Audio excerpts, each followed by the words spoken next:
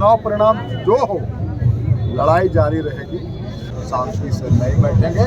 चाहे इन कंपनियों पर ताले लग जाए, कंपनी दूसरी दो ही शर्त पर चलेंगे, या तो आप हमारे लोगों को रोजगार दीजिए या फिर आप अपना ताला बंद। बरही विधानसभा से नामांकन प्रक्रिया को पूरा किए हैं। इनसे जानकारी प्राप्त करते हैं कि ये नामांकन प्रक्रिया में निर्दलीय है या किसी दल से हैं। आप बताएं। चल जाइए कौन। ऐसे मेरा दल है अटल विचार मंच, लेकिन वह रजिस्टर्ड नहीं है, इसलिए अभी इंडिपेंडेंट ही कहा जाएगा। ठीक है, लेकिन अटल विचार मंच से। अच्छा, तो आप इससे पूर्व भी चुनाव लड़ चुके हैं क्या?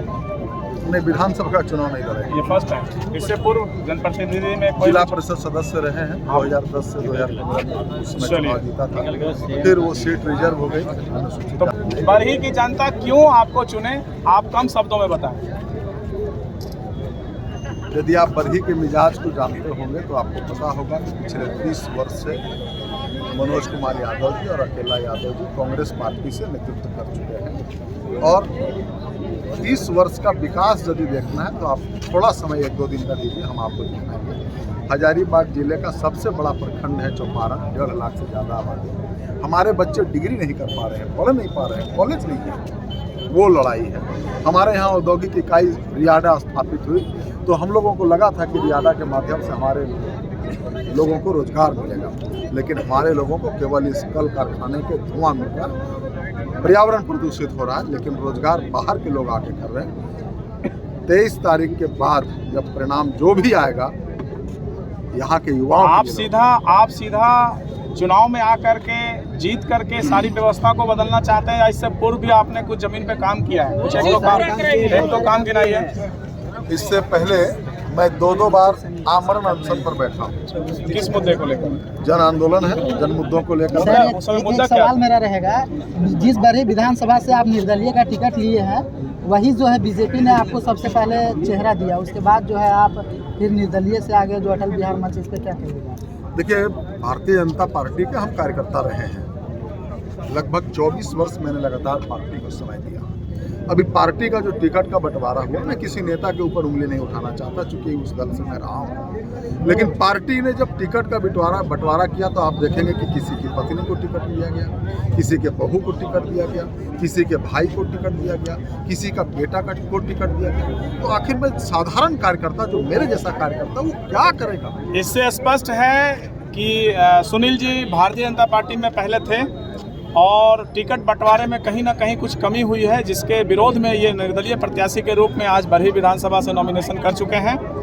और ये दर्शाता है भाजपा का अभी प्रत्येक क्षेत्र से बगावत का लहर दिख रहा है। बरही से भी सुनील जी जैसे लोग विरोध में हैं।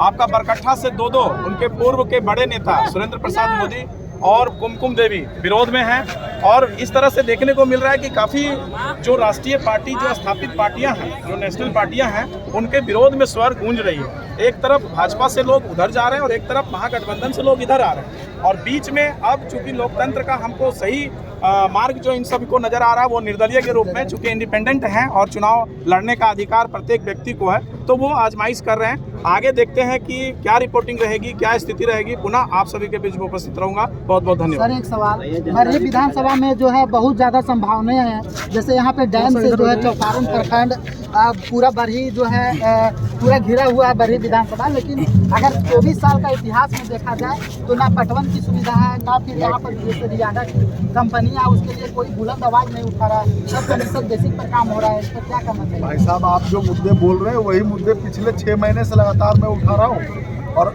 आज पुनः कह रहा हूँ कि चुनाव परिणाम जो हो, लड़ाई जारी रहेगी, और जब तक बरही के युवाओं को यहाँ की कंपनियों में रोजगार नहीं मिलेगा, शांति से नहीं बैठेंगे। चाहे इन कंपनियों पर ताले लग जाए, कंपनी दूसरी 2 ही शर्त पर चलेंगे, या तो आप हमारे लोगों को रोजगार दीजिए या फिर आप अपना ताला बंद। सर, बरही विधानसभा से आप कह रहे हैं कि हम जो है बीजेपी में रह चुके हैं, आप चुनाव लड़ कर जो है आप कहीं ना कहीं बीजेपी को भी नुकसान पहुँचा। देखिए, पिछला बार 2019 में भारतीय जनता पार्टी ने, मेरे पार्टी ने आदरणीय मनोज कुमार यादव जी को प्रत्याशी बनाया। वो कांग्रेस पार्टी से आए थे और चुनाव लड़े भारतीय जनता पार्टी से, और उनको जिताने के लिए देश के ही नहीं विश्व के सर्वश्रेष्ठ नेता आदरणीय नरेंद्र भाई मोदी जी बरही के धरती पर आए। और उसके बाद इतना ऐसा कैंडिडेट का चेहरा, ऐसे अनपॉपुलर लीडर है वो,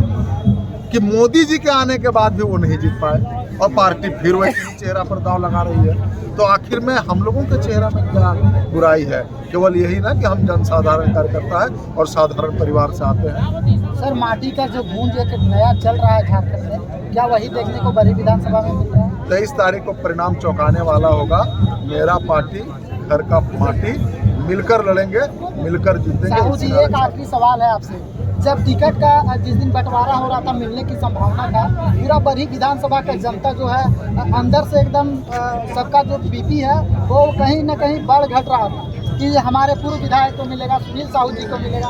मतलब क्या आपने ऐसा इतना कम समय में आपने किस तरह से पहचान बना लिया, लोगों का जो है धड़कन तेज कर दिया आपने? यह 24 साल के समय को आप कम समय कह रहे हैं। पार्टी का पंचायत अध्यक्ष युवा मोर्चा का बना था, उसके बाद मंडल का उपाध्यक्ष बना, उसके बाद जिला का उपाध्यक्ष बना, फिर जिला का महामंत्री बना, फिर प्रदेश का उपाध्यक्ष बना, जिला परिषद सदस्य बना, जिला का महामंत्री बना, जिला का उपाध्यक्ष रहा। इतना लंबा समय मैंने दिया और जो उत्सुकता लोगों के अंदर में था वो बरही विधानसभा का बदलाव का उत्सुकता था। लोगों को लग रहा था कि सुनील भाई जैसा व्यक्ति आएगा तो यहाँ के जनसाधारण लोगों के समस्याओं के लिए लड़ेगा, जनसाधारण लोग उनसे आम तरीके से मिल सकें। 5 साल और समय देते सर तो आप जिला अध्यक्ष बन सकते। जिला अध्यक्ष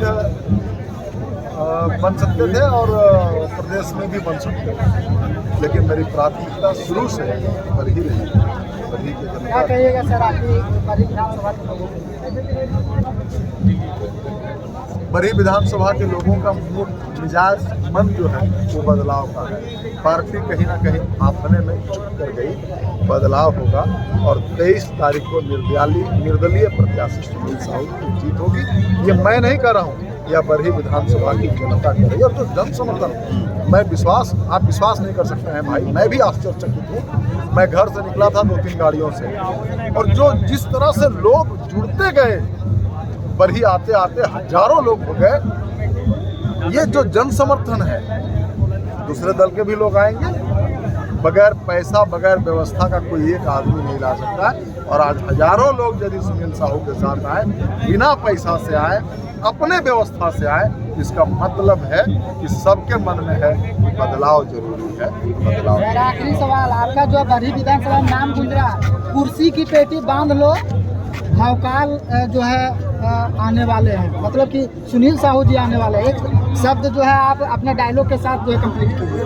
देखिए, सबसे पहले आप सबके चैनल और न्यूज़ के माध्यम से बरही के जनता को हृदय से आभार देता हूँ, हृदय से आभार करता हूँ।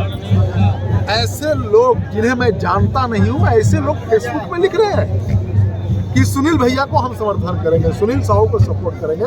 और प्रत्येक दिन हजारों लोग व्हाट्सएप में मुझे मैसेज करते हैं, हाय आई एम फ्रॉम, मैं इस गांव से हूँ, ऐसा लिख करके, और फिर मैं उनका नंबर सेव करता हूँ। और जो जन समर्थन है वो जन समर्थन निश्चित रूप से सुनील साहू को विधानसभा भेजेगी, और वह सुनील साहू केवल चेहरा होगा, प्रतीक होगा।